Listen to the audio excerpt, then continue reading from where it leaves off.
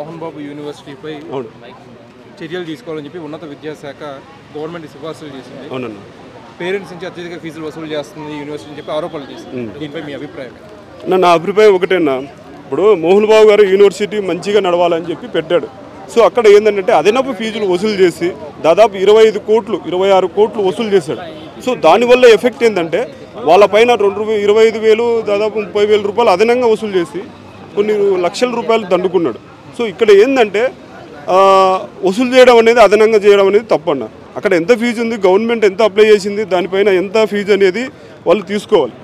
So ఇతను ఏం చేశారంటే మోహన్ బాబు గారు అదనంగా ఫీజు తీసుకోవడం వల్ల దానిపైన కేసు వేశారు.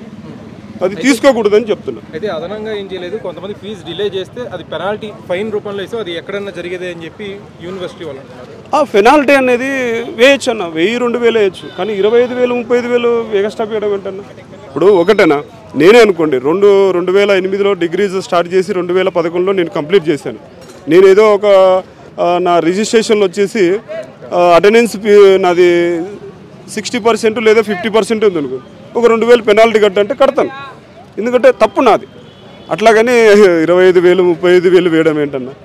కానీ కొంతమంది క్రిటిక్స్ ఏమంటున్నారంటే ఈ ఒక్క యూనివర్సిటీ కదా, చాలా కాలేజీలు కూడా ఇట్లానే ఫీజులు వసూలు చేస్తున్నాయి కదా, ఇలా అన్నిటిపైన చర్యలు తీసుకోవాలి కదా అని చెప్పి కొంతమంది అంటున్నారు. అప్పుడే ట్రాన్స్పరెన్సీ ఉండదు అన్న.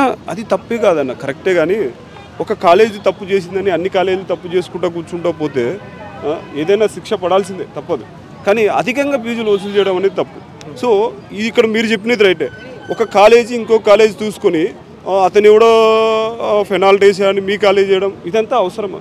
సో ఇక్కడ నేనేమంటున్నా అంటే అతను ఏం చెప్పాడు, నాణ్యత విద్య ప్యూర్ ఎడ్యుకేషన్ ఇస్తా అని చెప్పేసి చేశాడు. సో వాడెవడో పెనాల్టీ, ఇది వాడెవడో లేటు వచ్చాడు, డిలే చేశాడు, అతను ఎవడో స్టూడెంట్ ఇది చేశాడని చెప్పి వాళ్ళకందరికీ వేసుకుంటా పోతే ఇంకా నీ ప్యూర్ ఎడ్యుకేషన్ ఎక్కడ ఉంది? దీని వల్ల నారా లోకేష్ వస్తుందని చెప్పి కొన్ని శాటిలైట్ మీడియా అంటారు. ఇట్స్ నారా లోకేష్ ఇది ఎట్లుంటుంది? ఇప్పుడు మోహన్ బాబు గారు ఆల్రెడీ వైఎస్ఆర్సీపీ అతను, నారా లోకేష్ ఎందుకు ఉంటుంది అంటే వైసీపీలో అంత యాక్టివ్గా లేరు కదా అన్న. వైసీపీలో యాక్టివ్ లేకపోతే ఇంతకుముందు మొన్నటిదాకా వైసీపీ ఉన్నాడు కదా, నిన్న మొన్నటిదాకా ఉన్నాడు. సో ఇవాళ యాక్టివ్ లేడని చెప్పి నారా లోకేష్కి ఎందుకు షిఫ్ట్ అవుతున్నారు? సో కూటమి ప్రభుత్వం జోలికి కానీ చంద్రబాబు కానీ నారా లోకేష్ కానీ పవన్ కళ్యాణ్ గారి జోలికి కానీ అసలు పోకూడదు. అక్కడ కనిపెట్టాలి ఎవరు. ఆల్రెడీ ఇతను చంద్రబాబును తిట్టి వైసీపీలో ఉన్నటువంటి వ్యక్తి ఇతను ఎవరు, డాక్టర్ మోహన్ బాబు గారు. సో అతను నారా లోకేష్ ఇది ఎలా వస్తుంటుంది? ఉండదు. అంటే ఎందుకు ఉంటుందంటే గతంలో టీడీపీ హయాంలో ఉన్నప్పుడు ఫీజు రియంబర్స్మెంట్ బకాయి చెల్లించాలని చెప్పి ఆయన రోడ్డు మీద ఆందోళన చేశారు.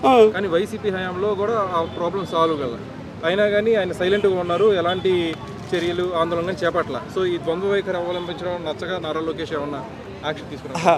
అలాంటిది ఇప్పుడు మొన్నటిదాకా 2019 కంటే ముందు ధర్నా చేసి కూర్చొని చంద్రబాబు అలాంటి వాడు ఇలాంటి వాడు అని తిట్టినవాడు ఎవరు? రోడ్డు మీద కూర్చొని అదే వాళ్ళ స్టూడెంట్తో రోడ్డు మీద కూర్చొని ధర్నా చేసిన వాడు ఎవరు అతను?